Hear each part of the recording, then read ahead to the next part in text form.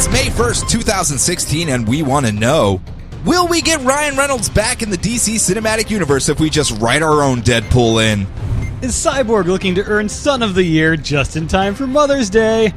All this and more is coming up now. It's another episode of DCR with the DCU Week 48 starting now. This day, we rescue a world from mysticism and tyranny and usher in a future brighter than anything we can imagine.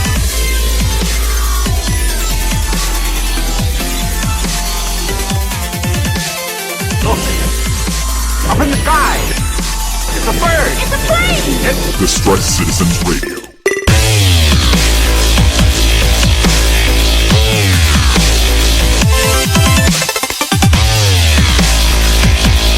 Hey everybody, and welcome back to another episode of the DCR. I, of course, remain your host, Sean Lamont, comic book reader extraordinaire, and I am joined as always by the man, the myth, the legend, Mr. Brian Glein.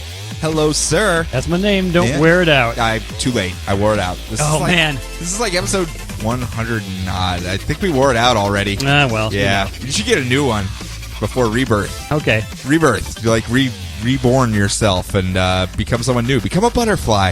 Baron von Ruthlessmeyer? No, never mind. We're going to call you Brian Glein. All right. Why don't you tell the wonderful people, though, what we're doing here today? We are going to be spoiling all the books that came out this past week in DC's DCU line. Oh, thought we were going to talk about Warhammer 40K. No, we are not talking about Warhammer 40K. Someday, man. Someday I'm going to get to that. Maybe while we're on break, I'll get to that. Who knows? So fair warning to you all. Spoilers are ahead. We're going to talk about plot beats, character lines, and story developments. So if you don't want those spoiled from this week's books, do not listen ahead. But if you want to get kind of a shotgun spread of what's been going on in the DCU as it winds down from the DCU line into the DC Rebirth stuff next month, well, hey, we can help you out with that. We can at least give you a eagle eye view, the 30,000 foot view of what's happening, and that's what we're going to do. So without any further ramblings, let us ramble into this week's book. Sure.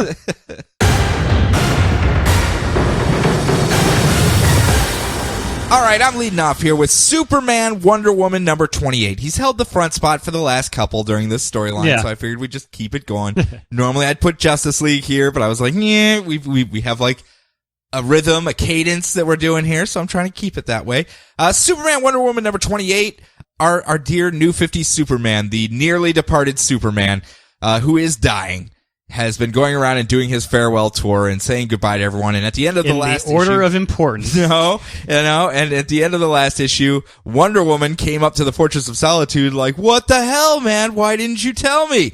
And Superman's just like scratching his head going, did Bruce tell you? She's like, yeah, and it was the most awkward conversation ever because he thought you had already told me by now. So I just wanted to see like an interstitial cut back where he's like, maybe he said he was flying. He does that a lot. So in my own head, that's how this scene played out. But he goes, yeah, I was saving you for last because I knew you were going to be the most difficult person for me to tell this to. And Supergirl's kind of stepping back in the background, like feeling a little third wheelie here. I'm going to fly off. You just give me a ring when you need me, Clark, and I'll be there. And he goes, thanks. See you later, cuz. And she flies away. And the two of them have this actually really nice conversation where Wonder Woman refuses to allow him to die. It's like, we live in a comic book universe. Do you know how many people have died and come back? It's like every other day that happens around here. How many times have we seen the enemies that we fight die, and then like a month or two later, they're just back, and we just don't even bat an eye? We're like, I'm sure he was just mortally wounded and then was fine. Put a Band-Aid on it, and he came back. And Superman is just going, no, this is it. I'm sorry. It's I've run every test. I've run space tests even. Yeah. And this is how I tried to do underground tests, but Dr. Shea Veritas is nowhere to be found. So I'm sorry. That's just the way it's going to be. And the two of them just kind of have a quiet moment together. And he just goes, so I just want to know, before I die, do you still love me? And the two of them kind of make up and start smooching. And it's kind of adding this extra amount of sadness into the whole, like, he's probably gonna die. So this new 52 Wonder Woman is going to hit loved and lost Superman and then have old dude Superman that's already hooked up with Lois and married and with a kid. And That's got to be weird for her, you have to admit. Yeah. Where it's just kind of like, oh, so that's... The whole situation's weird, to be frank. That's the man he would have grew up to me. Huh. Sigh. So they start making out until their smooch is interrupted by a call from both Lois to Superman and Steve Trevor to Wonder Woman saying, hey, there's a fake Superman that was nuking a bunch of guards back in Metropolis. We have him locked up in Argus. We want to check this out? And both of them fly back, immediately causing Steve Trevor to be suspicious that they arrived at the same time. Like, what were you two doing? Steve Trevor. He got over it, though. Remember when he was running around with Cheetah? And he was all like, I'm not going to be a sad sack Steve Trevor anymore during Forever Evil. No, he's Killer Frost, but yes. Oh, yes, I'm sorry, yes. Now he's all sad sack again. And I'm like, God damn it. Get back to being awesome. Like you are. Unfortunately, no one remembers the Sterling Gates of verse. Except for us. We miss you, Sterling Gates of verse. So they go in and check out Red Glowy Superman that was locked up in Argus. And as they're looking at him, they kind of go, hey, he looks a lot like he's made of the same energy that you give off when you do your solar flare. Like, it literally looks like he's about to do a solar flare, like a Superman that's just about to do it. That's kind of weird. Remember when you did that to Ulysses and you were all kind of like, hey, maybe we should talk to him about it. Maybe something weird's going on and it's affecting people in a way we don't know. And of course, since Tomasi's writing this, Steve Trevor goes, oh, you want to talk to Ulysses? He's right upstairs. Why don't you go talk to him? And he goes, okay, I'll go upstairs and talk to him. So he goes upstairs to talk to him, Ulysses, or as he's known in his foreign dimension, Neil. Yes. And they have the conversation where he's saying about how, hey, did you notice any weird effects after I'd used my solar flare on you? And of course, Neil is kind of like, well, other than almost dying, no, can't think of any other effects. And Superman's just like, man, I was hoping this could figure out where this other weird red glowy Superman came from.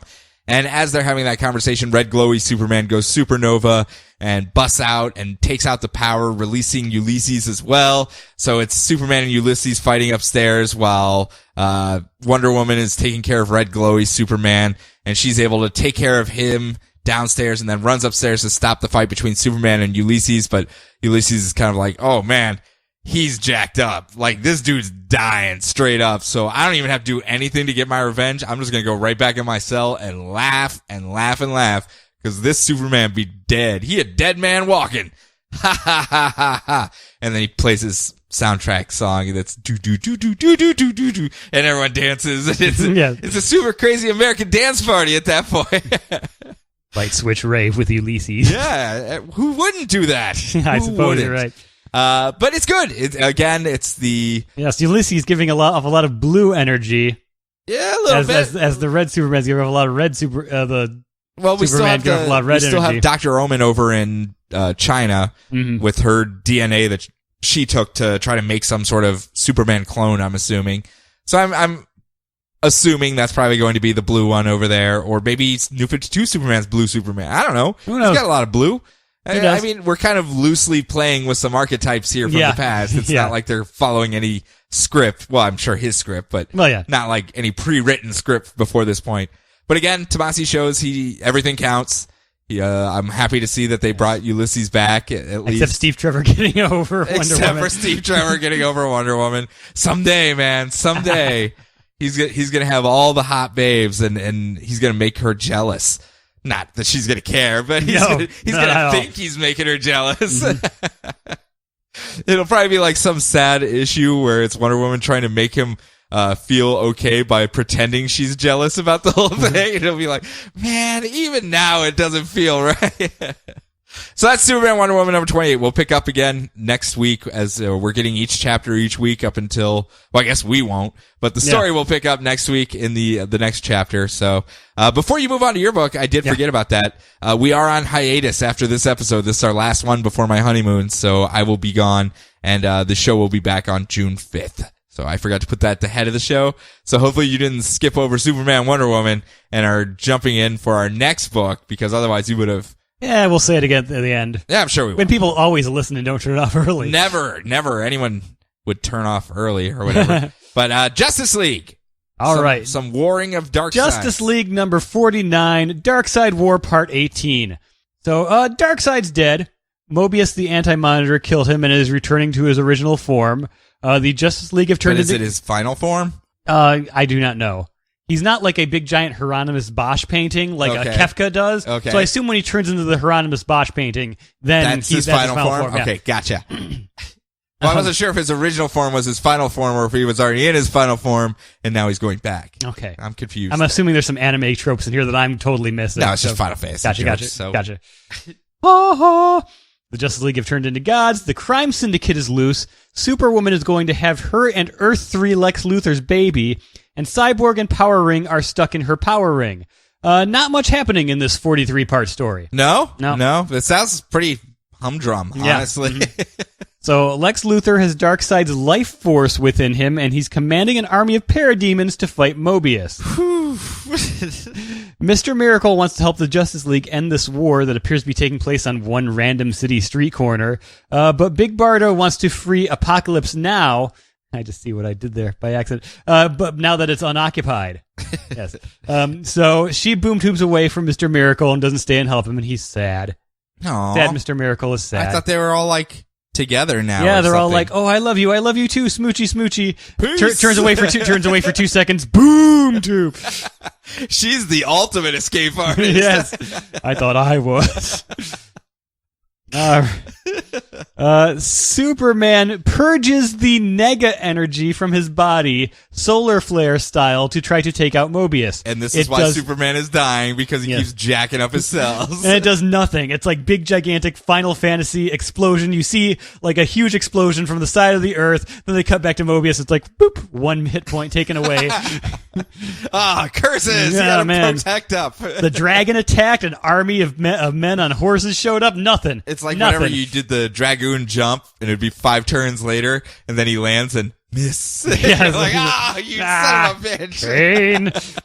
Flash can't move because Death is waiting for someone to die, and it's just driving him crazy because he can't do anything, which I thought was nice. That is kind of funny. Thing. Yeah. Mobius is about to kill Darkseid again by killing Luthor, but he is stopped by Grail and Myrina Black and their Griffin showing up. Of course. The crime syndicate delivers Superwoman's baby in the middle of a warfield because the baby is a weapon that can destroy Mobius. She gave birth to a gun, or? No, that would have been really awkward. You are not the father. Owlman's just like, boil some water, Grid. We got to do this. Batman's like, ha, I'm not the dad. Yes. I hate guns. Oh, yeah, but then Grail says, nuh-uh, and uses her blood magic makeout powered slave, Steve Trevor, to murder Mobius herself. How? And now Steve Trevor is going to destroy them all. What? Steve Trevor, when I said I didn't want you to be a sad sack, this isn't what I meant. Yep. You son of a bitch. To be concluded next issue in part 148 of Darkseid War. Well, it's like a double size, too, since they have everything coming to a head there. Were the crime syndicate trapped in the back of a taxi cab on their way to the hospital? And it was all, like, really awkward, and they had to, they were actually stuck in an elevator with Zach Morris. Oh, no! Well, good thing Zach Morris was there to keep things calm. Yeah. He could always do that. When things got a little out of hand, he just, uses time-stopping superpowers. Exactly. And then look at the camera and make some sort of quirky comment. And then back to the gun being born. Or something like that. Blood magic and explosion. What Darkseid War needs is Mr. Belding showing goes, hey, what's going on here? There's a lot, Mr. Belding. We don't even have time. Yeah, 22 minutes. 22 minutes is not enough to explain what's going on. We're gonna need a lot of pink bordered flashback sequences to explain this one. That's gonna be hard. But you have more finales than just this one. I do. Got Batman 51. The end of an era. Yes. Gotham is white type on a black page. Gotham is a punch in the middle of the night. Gotham is a gargoyle that might be alive. Gotham is a reset button that you can push whenever you need to. Batman is back in action. He's got his Batcave back. You can't tell me that full circle ending calling back to the first issue was not good. It was beautiful, but I'm a You're a jerk cynical jerk who's face. gonna make Yes, I who's understand. gonna go for every joke he I can want possibly you to get. at least acknowledge that it was very well crafted and it was a nice I was going end. to get there at the end, but Okay, we can fair do enough. it. But we can do No, it that's now. fine. We'll get to it at the end, No, we're getting to do it. It was very well done. Everything parallels the first issue of Batman in the New 52. Yeah, and it makes it a full circle story. It is a nice Circular end cap. storytelling. People who are complaining about The Force Awakens. Who would do that?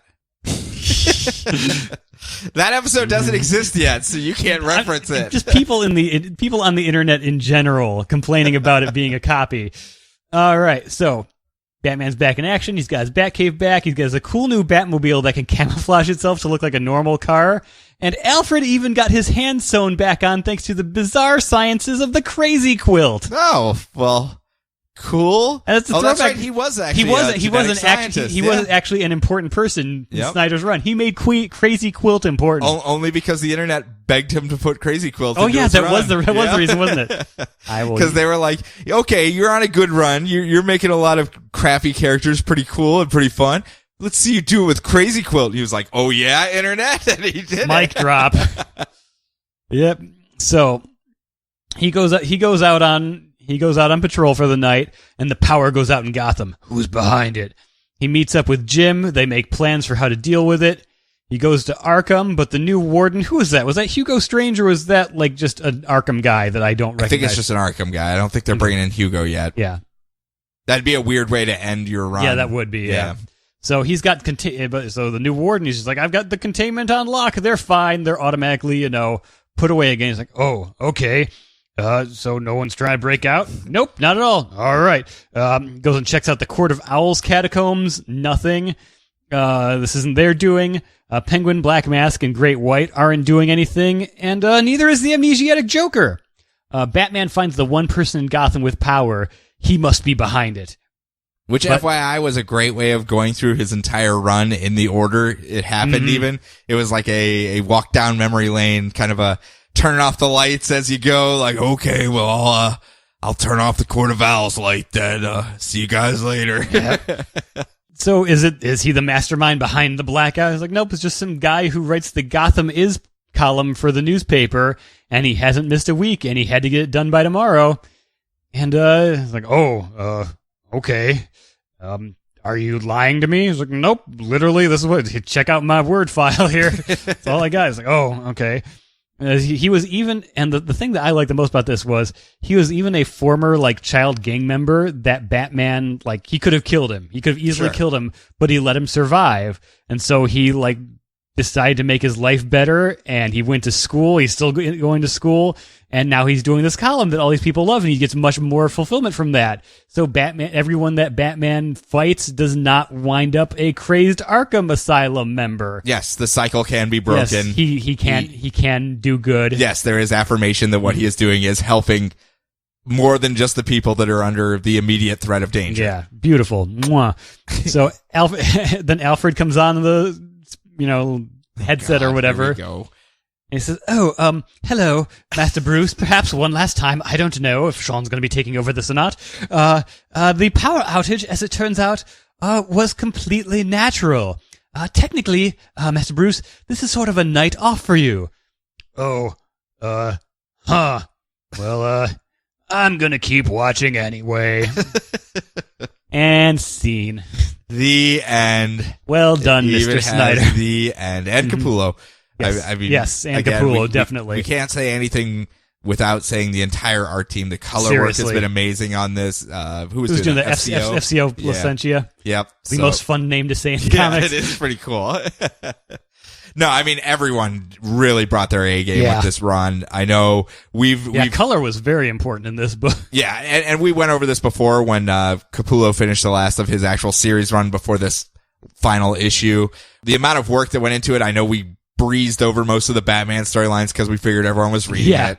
So it was very masterfully done. It was a lot of educational things as well. And it became kind of an easy thing for us to rib a little bit, but at the same time, it all was thematically present. It was all very fitting for the story that was being told, but it was something we just like to rib on every now and again. So, I highly recommend checking it out. For the three of you that have not been reading the Snyder Capullo run of Batman, it's a very well done story, and it will get an omnibus treatment at some point, I'm sure.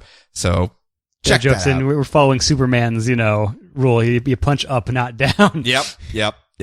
And I just wanted to, I don't want to end their run with us being snarky. That's why I cut you off at the beginning. I was like, come on, dude. They earned this much. Yeah. We should at least be honest about the quality of this I could have made run. a joke about how it is like the Gotham City version of Love Is with the two naked people. The Love Is holding hands. Like, oh, that's a comic strip, huh? Okay. Thanks. Well, then, I guess we'll see how that plays out.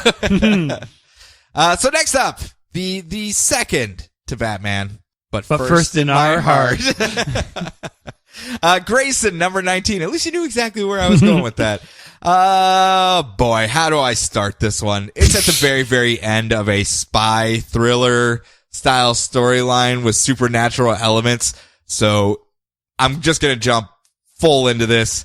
Roll with me. If you haven't been listening to this or you haven't been following Grayson, you're probably going to have to go back. I give you a forewarning right now.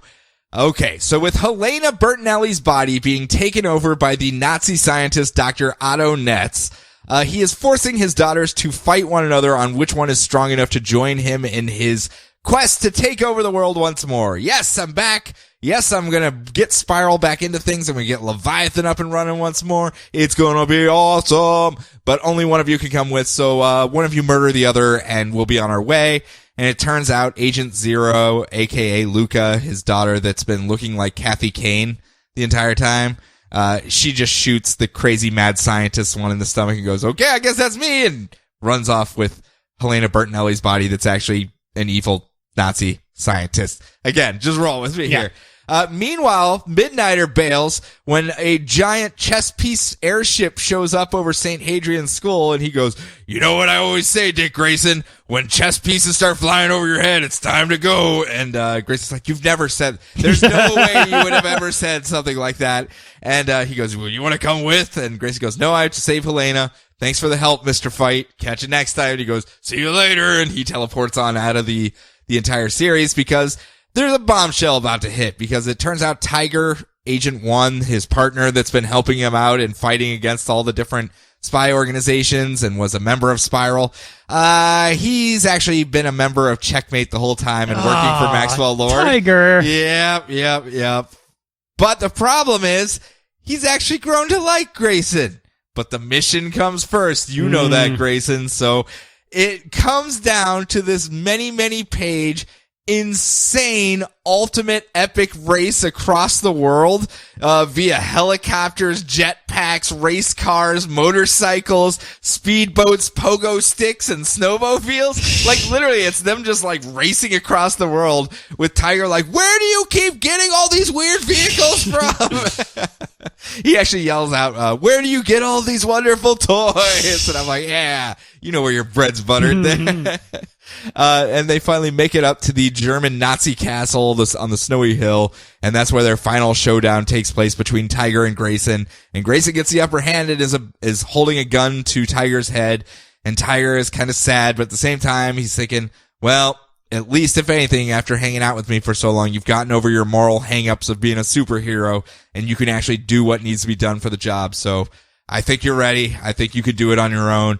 And go ahead and shoot me. And Grayson goes, come on, dude, you know me better than that. And he just shoots up in the air, burying Tiger in a avalanche with Tiger screaming, I will hunt you to the ends of the earth, Grayson! To the ends of the earth! Which I kind of hope he's a recurring character now, because they have that great dynamic of frenemies. It's kind of like the Midnighter thing. Yeah. Where they hated each other, but they were kind of best buds now. And that's, I hope all of his friends are just people that are morally gray, that kind of gravitate around him just because he is that fun center to their world, and all these people end up hanging out. Again, I know this is the end of the Grayson run. It's coming up on it at least next month. To not have the Super Spy Game stuff is going to make me sad, but maybe a Checkmate book will come out down the line. Maybe. And we'll see something like that. So it's just, plus Tiger. Nice to see a fun Middle Eastern character. Yeah, I know. And, so few of them. And no one's even making a big ordeal about it. So that's why I was like, good job, everyone. You did it right if that's the way it's happening. So while that's going on, Grayson makes his way down the Spiral a staircase to confront Helena Bertinelli, while elsewhere, Maxwell Lord makes his true motives known because this is all a cover for him to get access to St. Hadrian's so he can steal all of the files with the secret identities of every superhero that they have been collecting. And as he goes down to get it, the crazy mad scientist, Dr. Netz, uses the last bit of her strength and screw-you-iness to hit the button and delete all the files, leaving a sad Maxwell Lord like, oh man, I guess I'll go climb into my giant night spaceship here and fly off all sad and depressed as the giant horsehead night pawn piece flies away. It's pretty good. It's actually a really great scene because he comes in all haughty like, oh, when is a king not a king? When he's just a pawn. Ha ha ha. You were just a pawn the whole time. And she goes, well, when is a pawn not a pawn? When it makes to the other end of the board and becomes a queen. And she hits the button and deletes it. And he's like, well, that was pretty good. I gotta give you that one. It's tight writing. It's tight plotting. This would have been way more awkward if we were Parcheesi themed. Oh man. The spaceships would have been a lot cooler. I love Grayson. Yeah. I've said it so many times. I don't think you guys need to rehear that from me. But again, it is coming to a close. We're going to get something different for him moving forward into Rebirth. Sad to see the spy stuff go. I hope something finds a new home for it somewhere. I don't know where right now. And maybe they're going to let it go fallow for a little bit. Maybe come back to it. Yeah. But at the same time, I'm digging the spy stuff. And hopefully once the trades come out, people start making some noise about it. Yeah, I hope so. Well, it's not like it's not been getting great reviews. Yeah. Everyone that reads it is kind of like, that's a quality book right there. And you go, yep. Yep, everyone's getting promoted on it. So. Yeah, pretty much. Yeah. I mean, that's the biggest compliment you can give from a trust from the company at the very least. Yeah. So, next up, is it me again? It is me. It is Cyborg number 10. Cyborg. Yep. Cyborg. Do you like my robot voice? Cyborg. Yes, very accurate cyborg voice. Marv Wolfman taking over. I'm not sure. Did you do the last issue? No, I think it's this one and the next two. Or is he playing cleanup, maybe? Yeah, he's doing the tail end here while, Walker? Yes. While Walker's getting set up for, Rebirth. Gotcha. All right, so Cyborg has turned himself into Senator Champlin and the Cybernetic Regulation Act as part of a plan to take them down from the inside. Ooh. Once inside, they figure out it was the Techno-Sapiens who were still hiding on Earth that got Cybertech started and had the act passed. They're like fleas. It's so hard to get rid of Techno-Sapiens. I know. I know that makes me a techno-racist, but I mean, these Techno-Sapiens. Ugh. Senator Champlin wanted to build a wall, but he was working with them all along. He should have built a firewall. Oh! Cyborg, he gets dismantled, but hacks into their systems. He reveals everything he learns and knows that the Techno-Sapiens are behind it. Shazam joins up. Cyborg starts blasting the greatest rock song from the 1980s. Well, what's that? That's right. A song 40% composed by the drummer Carl Burnett, 40% composed by lead guitarist Frank Anea, okay, and 20% written by keyboard player William Billy Red J. Regan. Okay. That's right. BER's The Night Begins to Shine. Oh, wow. And Cyborg, he powers up listening to his most favorite power ballad of all time, and they take those Techno-Sapiens down. Oh, man. This is all of a sudden becoming like an 80s power ballad here. Yeah. Now. I'm digging this. So, unfortunately, the hologram AI of his mother was made by the Techno-Sapiens from his own memories. Goddamn Techno-Sapiens. So he has to white noise cannon her out of existence. Oh, awkward. And him and his dad have a good cry about it and bond. Sigh. Marv Wolfman, what the hell happened here? What are you doing? Why is Cyborg so sad? Yeah. He is the most fun character on the cartoon show. Screw nuts and bolt meatballs at people all the time. I know. What's up with this? And see, I'm getting greedy now. Okay. I want Cyborg to start saying booyah, and he starts saying booyah. Okay. You know, well, good. Series complete. Now I would like him to be. Can we maybe have the fun character in the Justice League? I think he's getting there. Everyone's so grim, and like I know Shazam kind of shows up. You have to give up. him his gravitas at the beginning, so that I honestly, suppose he's a little such bit. a tragic character when you look at his origin story. Oh, I know. Where it's like, hey, I was gonna be a football star, and my dad was like, yeah, there's all these superpowered people, so you being a good athlete kind of means jack shit, dude. Sorry. And then I got blasted by a bunch of alien rays and turned into a robot, dude. That kind of sucks. I don't even feel human anymore. I think at this point he's been mopey enough. He's been slowly Has turning. he- especially- He was complete mope for the first 2 years. Yeah. Like, he wouldn't But now leave that he's the- like basically he has his body background, he could be a little bit more jovial, a little bit more jokey. He'll get there. Having meatball parties and People party! and eating pies and listening to BER, you know. But again, I mean, he was super mopey, like refused Yeah. to leave the watchtower, just stayed there watching the monitors all day and all night Yeah. because he didn't need to sleep, and until Shazam showed Because up. can a machine know love? And Red Tornado's just like, I do not know. Would you like to bond? It's like, oh God, Red Tornado, no. Go hang out with Vision. No, he's actually interesting now. I can't do that either. Oh, sorry, Red Tornado. You're the worst. It's your title now. Yeah. Again, he's getting there. He's getting there. Yeah. We'll see where he goes. But Marv Wolfman, usually pretty playful, fun guy.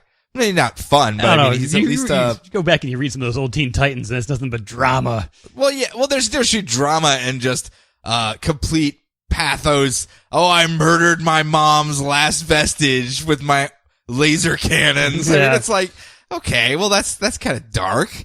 That sucks for him. Yep. Maybe we'll get something a little bit better. Maybe he'll. She was an he'll evil find techno-sapien mom. Techno-sapien. But she didn't know, so it was even more tragic. Just like a techno-sapien would say. No.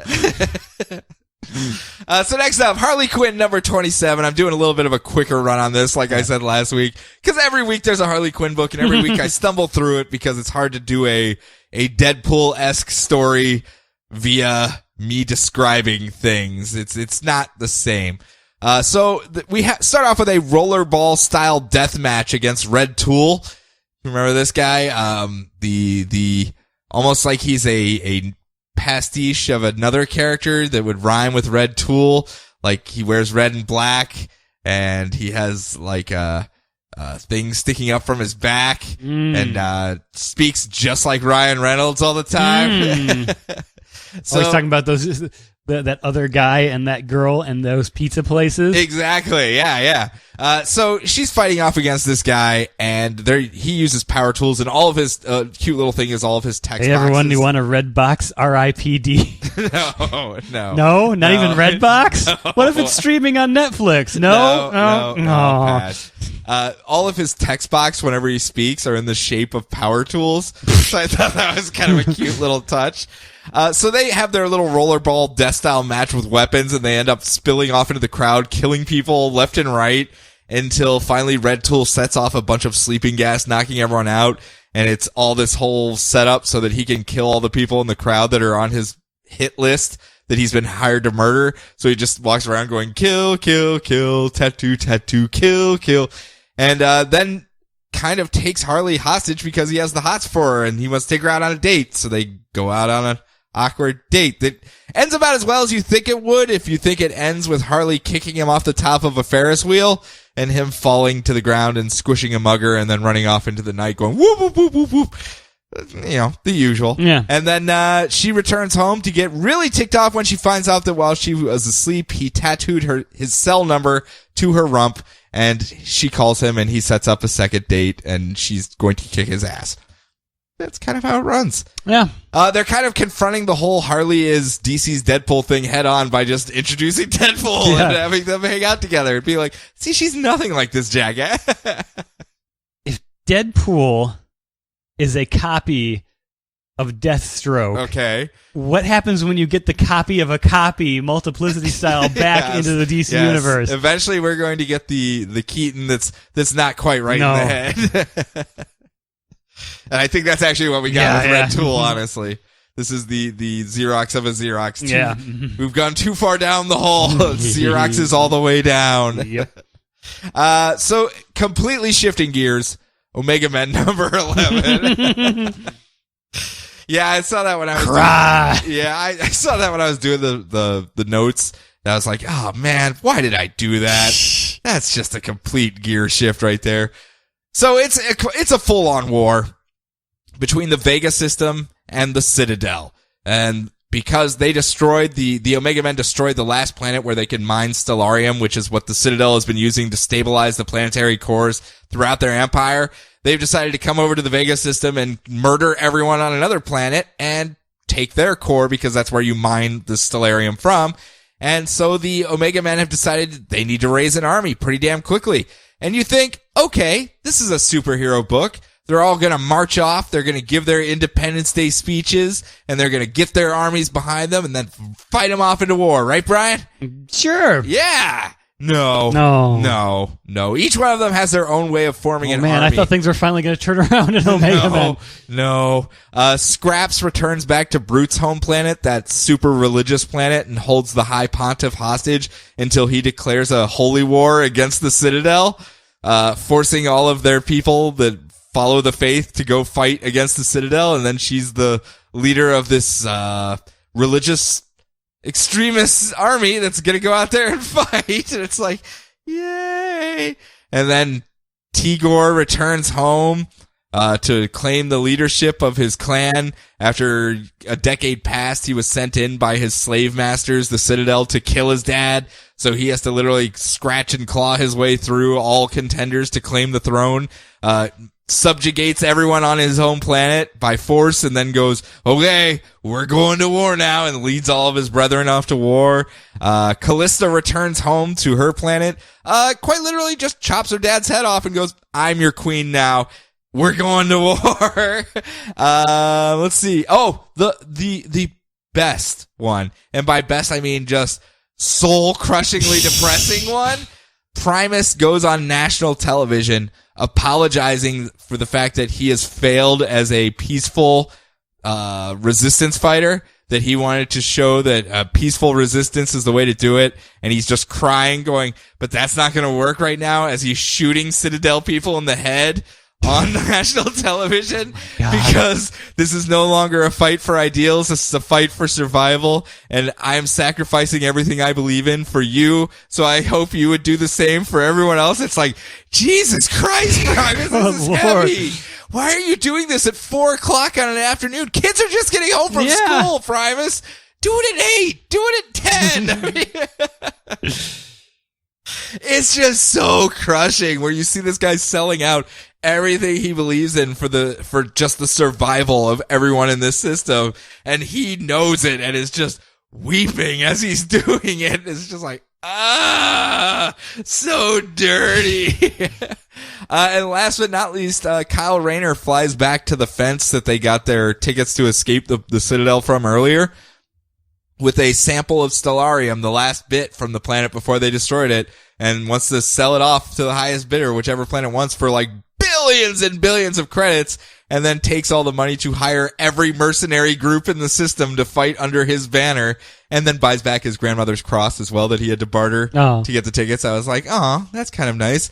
Maybe it'll guide you to be a wholesome, nice guy moving forward. But no, because we get war across the system for weeks and weeks and months until 182 days pass of this bloody war ravaging across the system, until the Omega Men make it to the home planet of the Citadel, and the issue ends with all of them landing to meet the leadership of the Citadel, walking out one at a time going, well, we made it, guys, let's do it. And half of them are like, well, maybe they'll surrender, and Callista's just going, yeah, they can surrender right before I kill them. And it's like, okay, heroes. This is a normal sized 20-page issue. Yeah. And all of this was in there. Like, not an inch of space was wasted in this title. It's every Take that panel. decompression. Yeah, I mean, we just had a 6-month war in a 20-page issue of Omega Men. After last week was like 3-month war of the Omega Men fighting them off from the first planets, and then we get this side of the war as well after they get their armies together. This is pretty compressed. The fact that they were going to cancel this at 10 and say, well, just compress those, whatever. They were saying compress those last few issues down. Impossible. Yeah. There's no way, unless you just had a page Let's of, get to that nice 12-issue omnibus. You know? Yeah. Again, not an inch of wasted space, and it's all really, really good.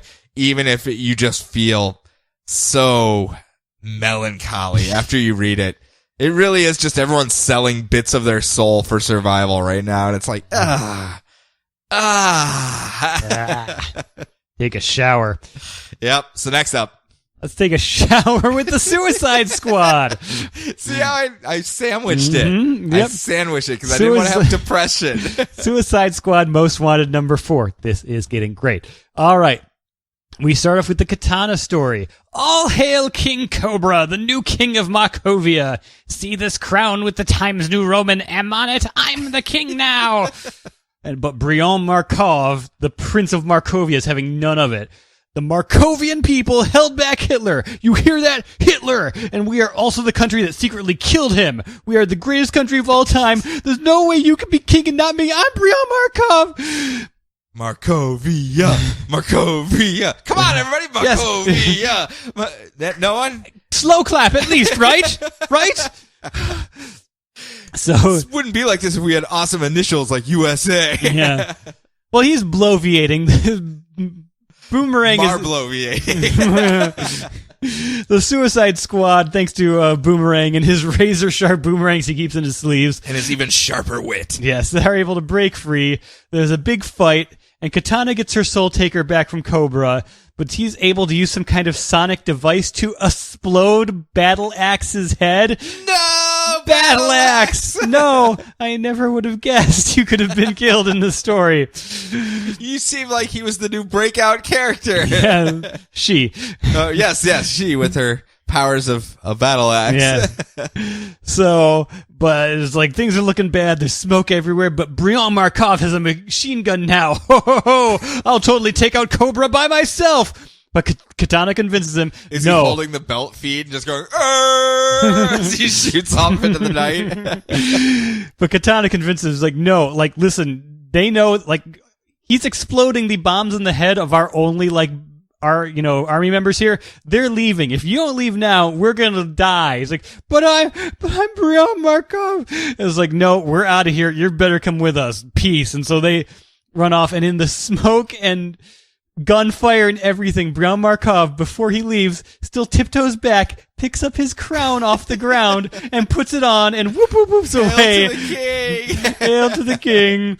What a wonderful doofus you are.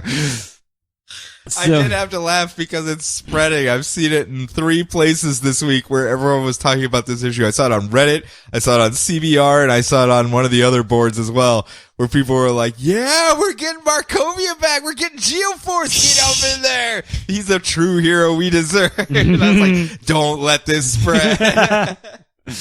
So at the regroup hideout, Katana makes her movie costume. Enchantress brings Ugly Cat back to life. And in exchange, Katana lets her know about how the Soul Taker works and uses the soul of a dead Cobra soldier to find out the secrets of King Cobra and then freeze said soul to go off wherever it's going to go. Is he a snake?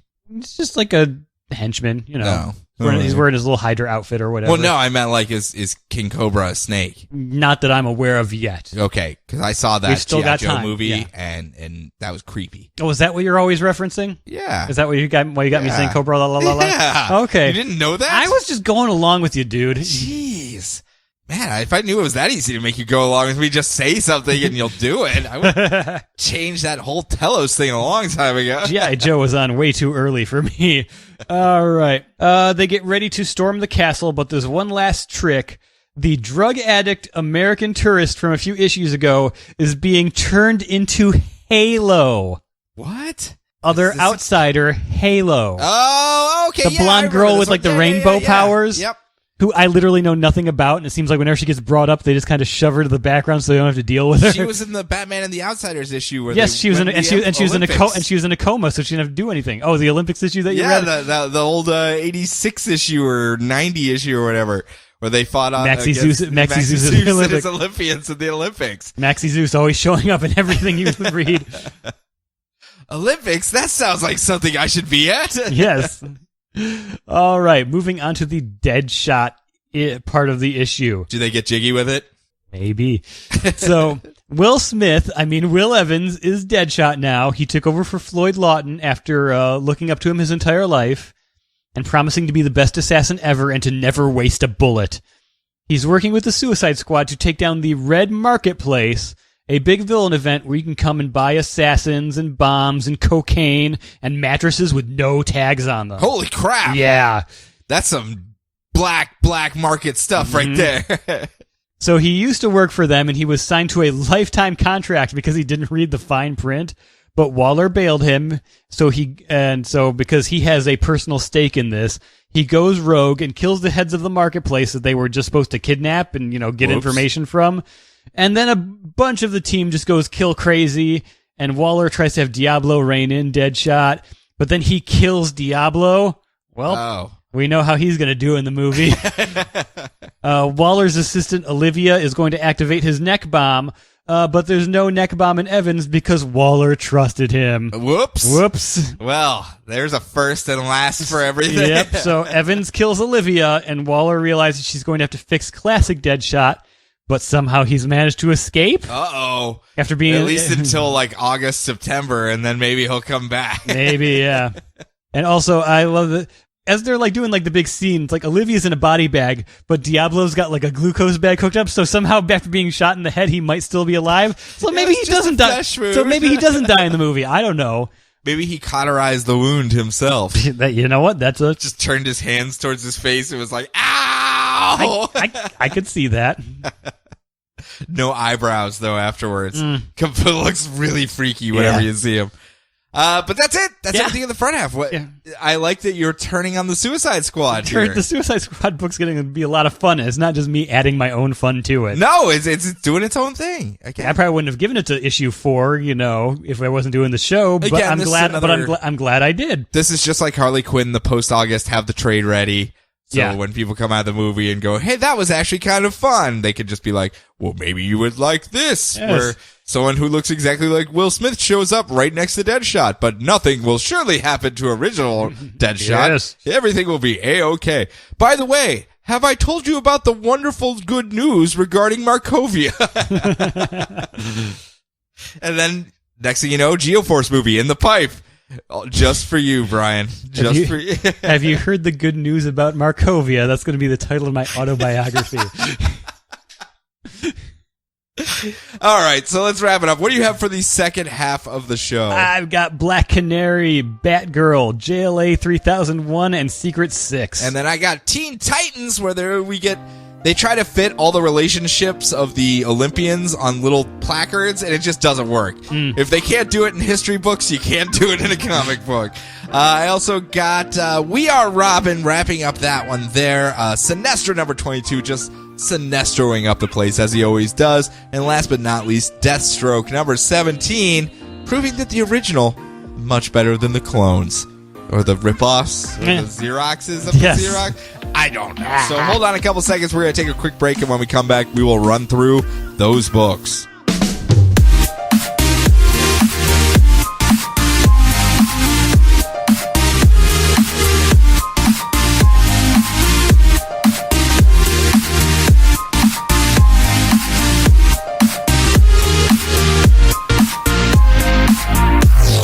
And we're back! We are. Start Back in Black. Back in Black? Black Canary. Okay. I had Batgirl next, but if you want to do Black Canary first, I did Black Canary first because the order is better. Okay, fair enough. Black Canary number 11. You're the expert here, so I will follow your lead. Because I stole all the Brendan Fletcher books. Yes, you did. All right, so Black Canary has gone off to Berlin to save her band from 80s experimental rock star Kraftwerk. Itzhak Orato, who is connected to the death of her mother. After destroying an entire army... Man, that's a bad experimental music. After destroying an entire army of Krampus ninjas single-handedly, she goes into his show to confront him and save their band. Oh, willkommen, Didi. Do you see what I have done with your band? They are my band now, and they're all wearing bizarre leather outfits. It's just a thing I do. I even put your roadie in the band too, but I just put him on bass. I'm not an animal. Not even on tambourine, he's on bass. Now sing and unleash the secret of the five heavens palm. Wait, it's a singing technique? No, he thinks that her singing it will unlock the memories that... So she has to sing Five Heavens Palm or something? I don't know. Five Heavens Palm. But Ditto is incognito in the club, and she somehow managed to not be hypnotized by his singing or whatever. By his sick beats. No, there's no sick beats with Itakarato. So, breaks the band free from the hypnotizing. There's a big fight. Arato steals Dee away through a trapdoor and reveals that he needs the Five Heavens Palm to put himself back together because her mother used it on him and it split him apart. You see, I am a centuries-old interdimensional being, as most rock stars in the 80s were. How else do you explain Bowie? He was being weird long before the 80s. We learned it from watching him, okay? So I ate my groupies, and then your father and your mother tried to kill me for it, so I killed her too, as well as your father. So I also have a creepy mouth on my chest. Super creepy, yeah? Yeah. Mm-hmm. It's creepy, yeah? Yeah. He then teleports her back to his island fortress where Vixen and her manager are there fighting Krampus ninjas. And Vixen's all, hey, Dinah, my series pitch didn't go through, but my manager here knew your mom. It probably would have been super cool to meet her for the first time if we knew more about her. But here she is. She's fighting Krampus ninjas with me. And then her Aunt Rena, the white ninja, shows up. But that's not your Aunt Rena, says the manager who knew her mother. That's not your aunt at all. Well, so then, who is it? So, she's just one of Itzhak's interdimensional pawn demons or something, because she shows off her demon teeth and chest mouth and It's creepy, yeah? yeah, and shoves a katana right through Dee Dee's stomach. Now you can show me the heaven's palm as you die. Now I will also be all cryptic as to why I know that you know the heaven's palm. Perhaps your mother was within you all along. All right, let's not do German anymore. Excuse me, Glein is a German name. I'm doing proud by my country people and ancestors. Proud, yes, very proud.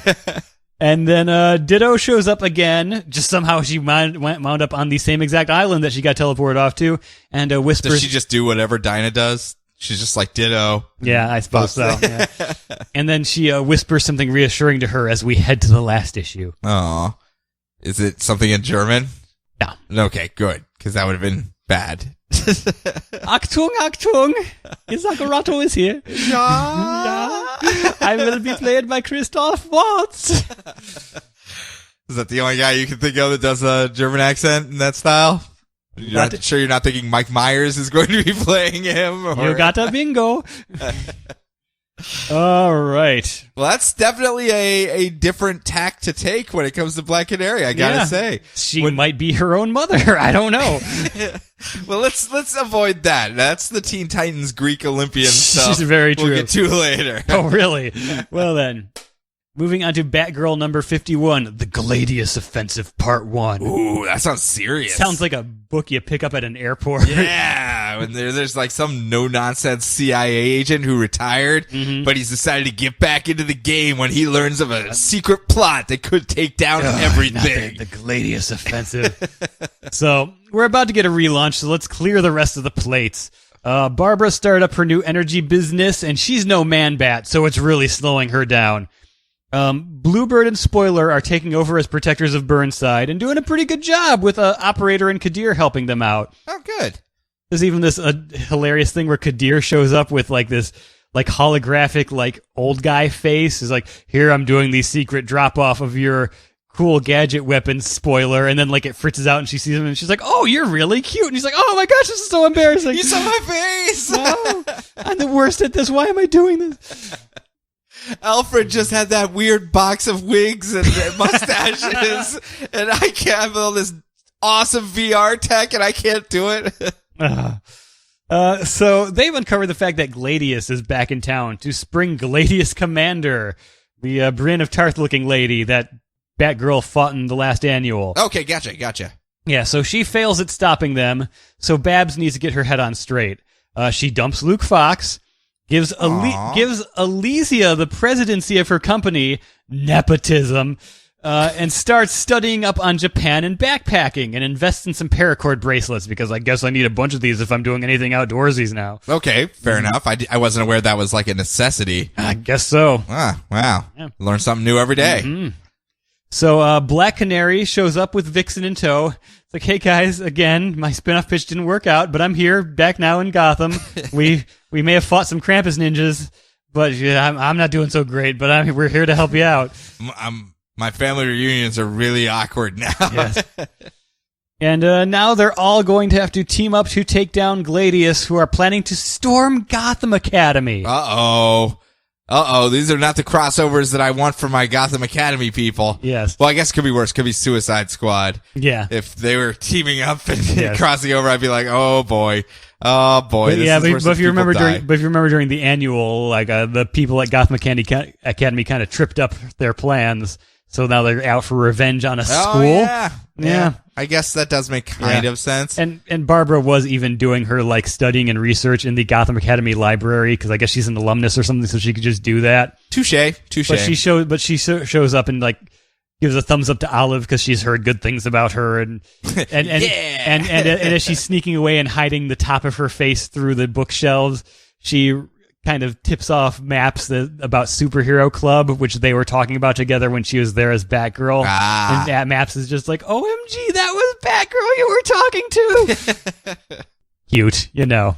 Because the only one person that's like a little kid that understands how bad everyone is at hiding their secret identities.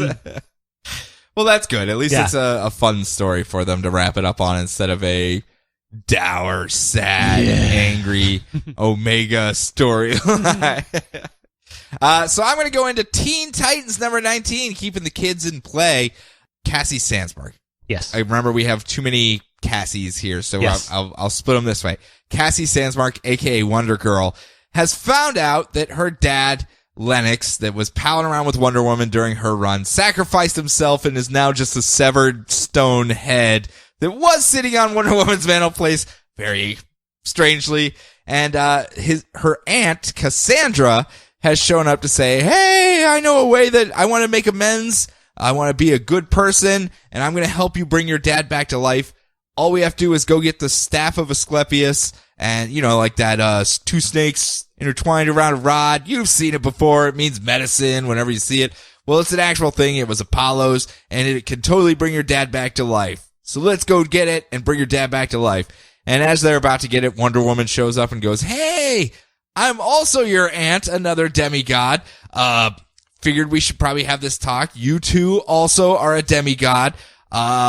You kind of have to start making some really big decisions now because your one aunt, Cassandra over here, wants you to do something probably a little bad.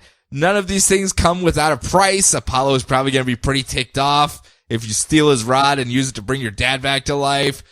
I understand these gods come back to life all the time, but you may want to find a different way to do it instead of this. And then Wonder Woman's saying, be cautious. Cassandra's saying, no, bring your dad back. You deserve it. You're a god. All these things happen all the time. You should just do it.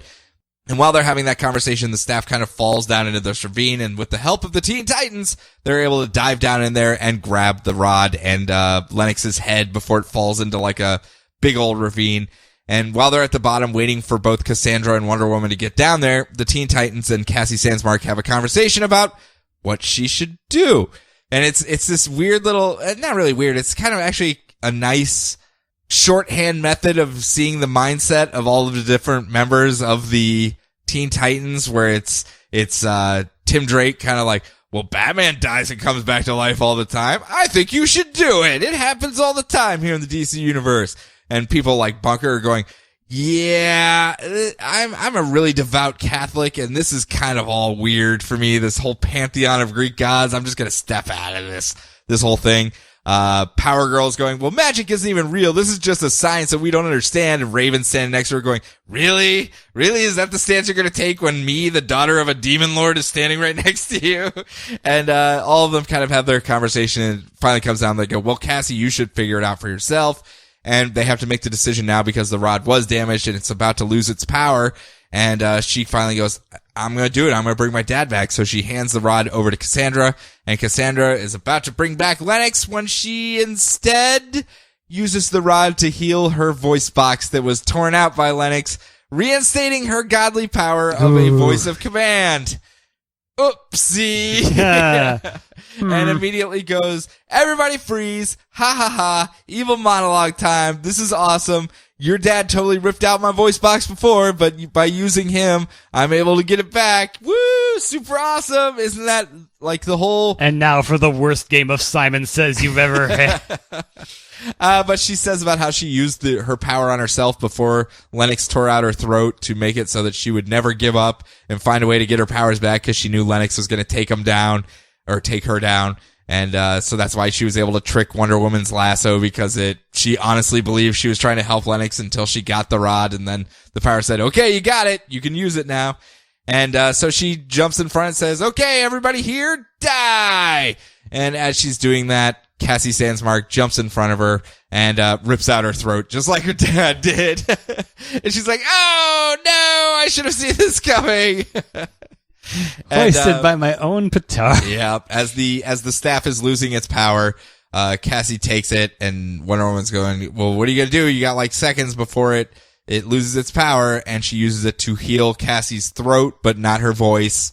Or Cassandra's throat, but not her voice, and it dissipates before she can bring her dad back to life, and it's kind of like a sad, oh, and that had to have been a hard choice. Either you actually murder someone, your aunt, really, or you bring your dad back to life. Huh. It's kind of a crappy situation you got put into. And Wonder Woman feels bad and goes, well, do you want to come back to Olympus? I'm going to take Cassandra back there to face the judgment of the gods. You want to meet the rest of the family at the very least? And Cassie just kind of like, no. The Titans are my family now. I'm going to hang out with them. And all the Titans are like, awesome. We got a demigod on our team. This is so much more of a power spike than Tim Drake's stick. I mean, yeah, we're moving up. Tim Drake said, Charlie Brown walking behind them. Man, I hope a small child doesn't kick me off my team. I hope not. That would be embarrassing if that happened. It was actually very well done. I kind of enjoyed this storyline. It was calling back to something that we had noticed in the past during the Wonder Woman storyline when Lennox died and his head was on her mantelpiece. We were like, ooh, yes, that's going to be an awkward conversation. And they used it to actually grow the character of Wonder Girl and introduce her to Wonder Woman, her aunt. They have a reason to trust one another. They have a past adventure. So when they link up in the future, they don't have to do that whole, oh, hey, Wonder Woman. It's weird that you're Wonder dressing Girl. up like a tiny me. Yeah. They've gotten past that point, so Rebirth can just jump into it and then run with it. Yeah. They checked a lot of boxes with a fun story as well. So I give it 2 thumbs up. Jolly good. Jolly. Do I go again? Yeah, yes, I We do. Are Robin. More kids. The Jokers. We Are Robin, number 11, by the way. Yes. The Jokers, the Batman Beyond gang from the cartoon Batman Beyond, have taken over the high school where the different We Are Robin kids went to school, by marching in with a bunch of guns, and they're going to hold the school hostage and start murdering teachers upstairs every minute or so. And it sucks because people like Duke and Rico are stuck inside, and some of the other Robins are stuck outside, like Dax and Izzy. So it's Rico and Duke fighting their way through, like Metal Gear Solid style, trying to beat up everyone and sneak around corners, hiding under cardboard boxes all the time. Whenever they come around a corner, just giant exclamation points appear above the Joker's heads. Really awkward. And they're trying to do that. Meanwhile, Dax, after having a conversation with his mom because she found the grapnel gun that he had made, and she's scolding him about how we agreed no guns in this house. He goes, no, it's not a gun. I'm keeping my promise. No Chill will ever carry a gun again. And it's like, oh, hey, wow, we're like the issue right before the end, and you're finally fully admitting that this is Joe Chill's son. Well, I mean, they've alluded to it in the past. Got there eventually. Yeah, it's one of those things that, wow, that's like a huge thing that you can really do a story with at some point, and especially with him running with the Robins and stuff like that. Yeah. I mean, that's a very heavy character. He hooks up with Izzy, and they grapnel their way in. Meanwhile, Dre had already infiltrated the Jokers the night before and is being all dark and brooding and is duster jacket. And between all 5 of them, they're able to overthrow the Jokers and beat them up right as the SWAT team comes in, about to kill all the kids inside, all the Jokers members. And instead, they've disarmed the situation, and it's like, yay, win under our belt for once.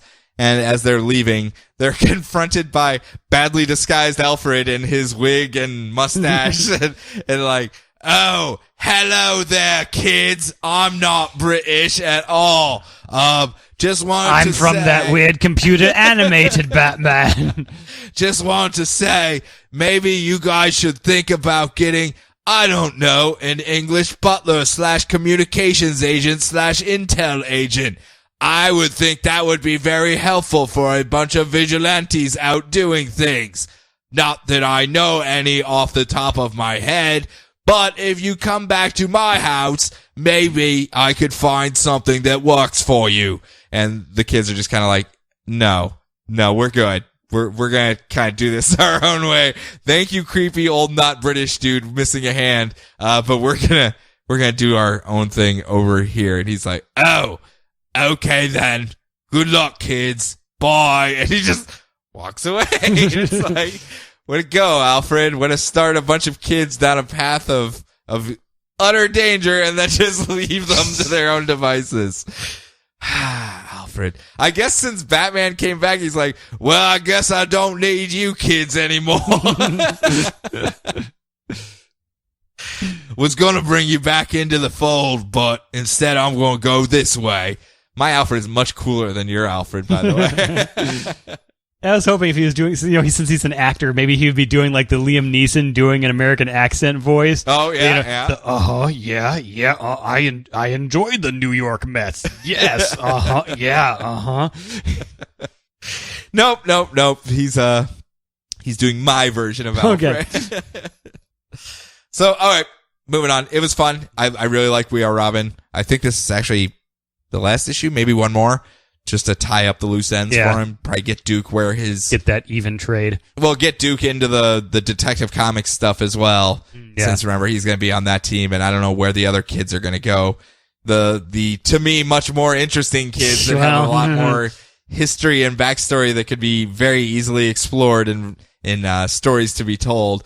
Then again, maybe it would make more sense to spin off Duke into the Detective Comics. A, he's had the most screen time, and B, they can develop him more there. His story's just sad though with his parents. Maybe if Duke ever gets his own book, this could be a supporting cast. What's that? Maybe if Duke ever gets his own book, this could be a supporting cast. You can bring those characters back, or you can even cycle them in as guest stars with stories relating to their story hooks that are already pre-built. Yeah. So you can do an arc with Joe Chill's kid that pops in with some problems, and Duke's trying to help him out, and then Batman finds out who he is, and it becomes a really awkward situation. And I mean, there's a lot of things you can cycle the characters in and do stuff with, and have fun that way. So I guess it does make sense from a storytelling method. I talk myself in circles there. Yes. All right. So moving on. Justice League 3001, number 11. Everything's coming to an end. Quick, Giffen Squad, assemble. So, Larfleeze and Gnort have joined the Justice League 3000. Why? The Convert has left Wonder Woman 3000's body for plot convenience, and they've all gathered back on Paradise Island to fight off an attack from Lady Styx's army of altered Legion of Superheroes and an Eclipso-possessed Terrence Magnus. Plus, over on the Pleasure Planet of Salacious 7, Ariel Masters and Lois Lane 3000 are about to be vaporized by Scullions. Uh-oh. Are they still uber polite? Yes, they are. Yeah, nice. They're still uber polite, yes. But yeah, I mean, everything's kind of tying up. It's too much stuff to be able to say at once. Is the Starro Collective guy still running around? Yes, he is. Them? He's he got like one panel, but he's there in the background. At least he's still there. Yeah. The bureaucratic Starro Collective guy. Well, the only reason I brought them up is because the Starro Collective makes an appearance in Sinestro next, too. That's the kind of links I like to sew in between these books, where it's just like, oh, hey, in the future there's a Starro Collective, and right now, in the present, Sinestro's fighting them, trying to keep them from taking over. Oh, how cute. Yep. Still fun, though? Still good read? Oh, yeah. You can tell it's sort of one of those Keith Giffen. It's like, okay, I know it's coming to an end. You know it's coming to an end. We're gonna have fun with it. I'm amazed we got this much. Yeah, I know, right? What he got? Holy shit! People bought this. Okay, all I right. guess we'll wrap it up. So next up, Sinestro number 22, where Sinestro has left command of the Sinestro Corps to his daughter, Sornik Natu, while he is under recovery because he spent all of his energy to fight off the paling. And he's kind of a wasted shell. He could barely use his ring whatsoever. He doesn't have parallax inside of him anymore. He's, not feeling well. But even as she's leading from the front, he's put together his shadow cabal of his most trusted people who are going around bloodily smoting anyone that speaks ill of his daughter. So anyone in the Sinestro Corps is like, yeah, we could overthrow her and take over. Sinestro just kind of pops up and goes, bad idea, and stabs him through the throat, then pops back down again. As Sinestro does, and smugly doing it the entire time. Yes. It's kind of funny because there's two of them conspiring against her, and then Sinestro pops up, and they're like, how did you know? And he's like, kind of sleep with a psychic. Our pillow talk is pretty scary, not gonna lie, but it helps. It lets me know a couple things in advance. They're like, yeah.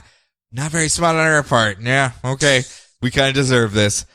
Meanwhile, he goes and approaches Sornik because she's leading all of the logistics of the team, who are out there fighting everything. They're fighting bad guys off in space, including the Starro Collective out there. There's like a one-panel thing of them fighting off the Starros and everything, and it's like, cool, nice. But as she's doing it, she's also sent a whole bunch of troops off elsewhere. And Sinestro's like, hey, what are you doing with all those troops that you just sent off in scattered directions? And she goes, oh, well, yeah, those are the troops I sent out to try to find the Green Lanterns to see if they need some help because they just disappeared. I know you wouldn't really agree with that, but, I'm in charge, so that's what I'm doing. And Sinestro goes, well, if you would have just asked, I already have like a couple hundred manhunters set up to do the exact same thing. All it takes is your order, and I'll let them go find the Green Lanterns for you. And she kind of hesitantly agrees, and he goes, okay, cool, well, I'm just gonna head back to my tent. This could be the end. This could be the last days of Sinestro. Elizabeth, I'm coming. And she feels bad to his sad sack routine. He goes, well, why don't you swing by the hospital tomorrow, and we'll try to figure out what's wrong with you and get you patched up. And he's like, well, I guess if it wouldn't be too much of a hassle for you, I'd appreciate it, and just kind of staggers off. And I'm like, you're such a manipulative jerk face, Sinestro. While out in space, Des Trevius has received a distress signal from a nearby station and shows up to check it out, where he's ambushed by Bleez and Dexstar, who have shown up with the rest of the Red Lanterns because they are really ticked off that Sinestro sent Lobo to murder all of them, not but a couple issues, and they are planning to get their revenge. And they want Des Trevius to lead them back to the secret planet of Sinestros. Woo! Wait, Bleez is hanging out with Dexstar? Yeah. Man, so easily. And Atrocitus. Yeah. I don't know about that. But it seems like they almost are under the control of that walking power battery blood pool making person that we've seen a couple times that just kind of barfs up blood pools all over the place. Yeah, okay. So I don't know if she's kind of taken over as like hey, if you want blood pools, you got to come to me, and they're stuck working for her or what. But okay. It would be a lot of sweeping the things that we loved about the Red Lanterns under the rug if that's the case, and hopefully that's not the case. Yeah. I don't know. We'll see. But Dexstar was there, and he mauled an entire space station by himself. Yes, he should. And everyone yelled at him, Dexstar, bad kitty. You were supposed to just, set off the alarms, not murder everyone in the station. Stupid kitty cat. Put you in a sack and throw you into the space river. So next up. I almost got your son a plush Dexstar, but I thought it'd be too much of a bad influence. Yes, it would. So... last thing we need is more destruction being sown by him. Yes. All right. Secret 6, number 13. The League of Assassins has Strix and are trying to brainwash her so she can give up her own family of so she can give up her old family of the Secret 6. Basically, Lady Shiva really wants this to happen because then Strix will take her place and she's free from being in the League, because apparently there's not a lot of Grandmaster assassins that she can just hand it off to. Not too many people in the DCU. What about that German guy? He seems to know a lot of kung fu. No, but he doesn't know the Five Heavens Palm. Well, I mean, we can't know everything. He's also like an intergalactic, interdimensional demon. Well, now you're just being finicky. Well, I suppose. It's not like we're saying put in a techno sapien. True. Oh, those techno sapiens. So they destroy poor Strix's garden gnome. No! The last gift she got from the Secret Six. They toss it off a roof and she has to watch. Poor Strix. Were they in an interrogation helicopter at the time? No, they were not. Did it smash into the bat signal in a very slow motion dramatic sense? No.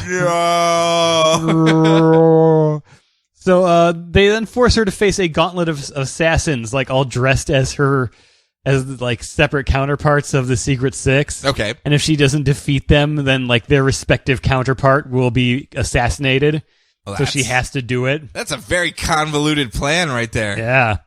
So meanwhile, the Secret Six get ready to go and save her, thanks to the crooked animal-harming cop in the neighborhood, knowing where the assassins hang out in town. So, they make peace with their neighbors Fair by enough. doing that. They all band together, knowing how important their family is. And Catman even gets the old Secret Six to help out when he agrees to be the donor for Scandal Savage's baby-making plans. Oh. Yep, so we're heading off to a big send-off to the Secret Six. Batter in the mix. Yep, that's one way to put it. That's the weirdest face I think I've seen you That's have. one way to put it, yes. I do also like that now that he's gone back to being elongated man. Ralph, they're at his house, and he's just like, in the back, he's like, we're going to go fight the League of Assassins. Who wants a burger? He's like, guys, kiss the cook apron on. So he's back to being happy and everything. Back to being happy. Him and Sue are just like, yep, we're not going to deal with Nothing it. could ever go wrong. Nothing could possibly go wrong in our wonder. Yep. marriage. Nothing ever goes wrong for us Dibneys. It always coming up Dibney. That's what they say. Well, good. I'm glad it's closing out strong at least. Mm-hmm. So, last but not least, Deathstroke number 17. Big reveal. Remember, he's been fighting against Lawman, who's been like an Old West style. Oh yeah. Skull-faced dude, and was doing this whole elaborate plan to take down Deathstroke and had taken his daughter Ravager hostage. Well, it turns out that Lawman was actually one of Deathstroke's old mercenary buddies before he went full Deathstroke when he was just Slade Wilson.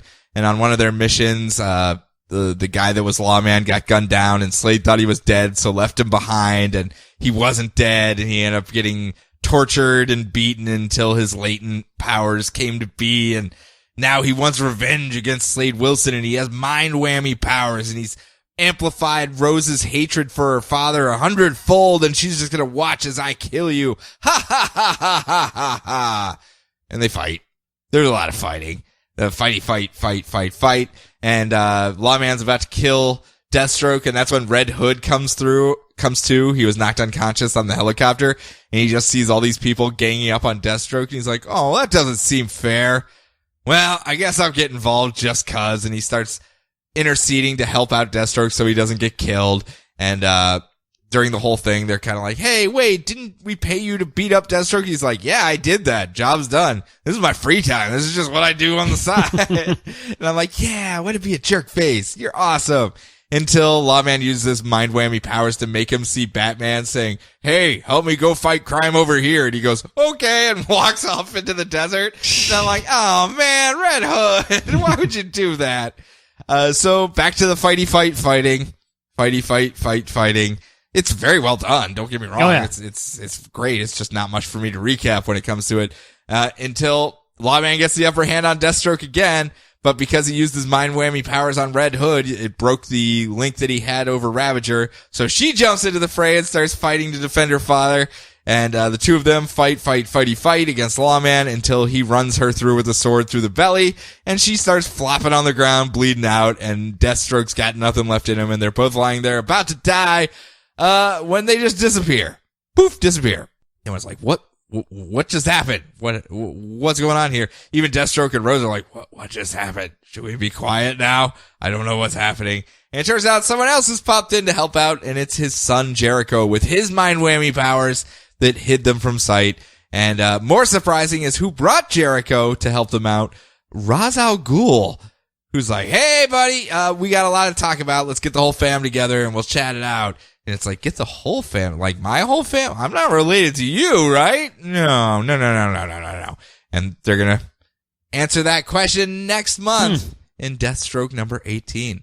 Not a link I really expected there to be, a Deathstroke and Ra's al Ghul or Ra's al Ghul or however you pronounce it. Yeah, the cartoon said Ra's, so that's what I say. I know. I say whatever I want. You don't know me. I do what I want. Yeah. A lot of good books this week. Yeah. I kind of liked a lot of them.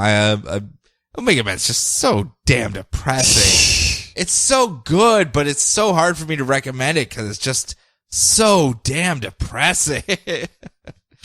But we had fun books as well. I'm hoping, as you said before, Grayson gets some love. Yeah. I'm hoping a lot of the New 52 gets some love after the some distance is put between it. People are getting what they want back. The legacy stuff is coming back. They're getting their Superman back. They're getting Ollie and Dinah back together again. I mean, they're getting... Oh, really? Yep. They're getting all the old stuff back. Some of the status quos that people preferred. I liked Roadhouse. Roadhouse Ollie? I like Roadhouse Jabberjaw Black Canary. Okay, fair enough. But yeah, I mean, they're giving them back some of their stuff. So hopefully with some of the anger done, people will go back and read things. Even stuff like Captain Atom that got no love back in the very, very, very, very beginning. That was a decent story about Captain Atom losing his humanity to being a godlike figure and trying to cling desperately to his humanity. Storyline you wouldn't think would be something to jump out there, but nope, that's what they did. And there's a lot of good stories. I just feel like a lot of them got glossed over, and people didn't give them a fair shake. Your Vibes. Demon Knights, Vibe. How is Vibe not getting a big push with the Flash show on there? I know, right? He's still off in a vibrating dimension or something. Yeah, bring him back. After Trinity War. Good God. Yeah, that was a while ago. Demon Knights. There's a lot of good stuff. Gotham by Midnight. Oh, yeah. I could probably name off a good 30 good titles that were just off the top of my head that got canceled. Not even the ones that are still going Prez now. is at least coming back for a second half. I guess that one doesn't count. Yeah. So. There was a lot of really, really good titles that were done that were canceled before their time. Yeah. Well, actually, probably in time. But before still. they took a turn for the South or anything like that. But they were very great stories, and I hope people check them out, especially since DC went through the trouble of putting everything in trade. Yes. So that's my opinion. But in that regard, make sure you buy these books. Maybe go back and check out some of those trades of earlier runs or titles that were just weird or even stuff that you don't think is up your alley. All-Star Western. Do it. Yeah, do it. seriously. I mean, that was a title that I thought I would have no interest in whatsoever and ended up just falling in love with it over the course of its run. There's a lot of really good books that are worth checking out and make sure you support those things because as we've said before, what you buy does a lot to say what the tones and what characters get pushed in the future because they make what sells. And if a certain type of character or a certain story type or a certain character, even himself or herself sells, they will bring it back no matter how weird it is and make people, give people back what they want. So, make sure you support what you like. That's all I can really ask for. Yep. Reminder to you guys, this is our last show through the month of May, off on, honeymoon, doing the whole Eurotrash Sean thing, slumming around, doing my thing, with my wife, of course. And, it will be fun. But because of that, we will not have actual comic book shows. We have taped at least one or two things, or we're going to tape another thing. We've taped one, maybe two. We'll see how it goes and play by ear just to kind of fill some of the time in between. It's not going to be comic related more than likely. It's just off tangent stupidity basically. So if you don't want to check it out, that's fine. But if you just need to hear our voices, they'll be there. Who would want that? I don't know, but some of the stuff's interesting. I mean, I could think of a topic that everyone would want to hear about. And it should go well. Should go very well. Okay. Do we have anything else? I do have something else. Oh, wait, where they can find us? Oh, they can find us on the internet. Yeah, we're DCR Podcast everywhere. Yeah. Now you can do your thing. Okay, yeah. This upcoming Saturday is Free Comic Book Day. Oh, what are you giving me? Well, I'm not giving you anything, but the various comic companies are giving stuff to comic shops to give away for free. Like Vibe? No, Sean. I'm trying to be serious here for a second, All and you're right, you're I'm stepping all sorry. over me. But yeah, it's Free Comic Book Day. There's a lot of stuff that's just free for you to go and pick up from all the comic companies. Go to the Comic Day website, find out which local stores are participating, and now you're just going to lean backwards and not react to anything at all. I see how it is. I'm reacting. Yes, comics are free to you, not free to your comic shop owners, though. So if Buy you're going something to while buy you're something, yeah, pick up a trade, treat yourself.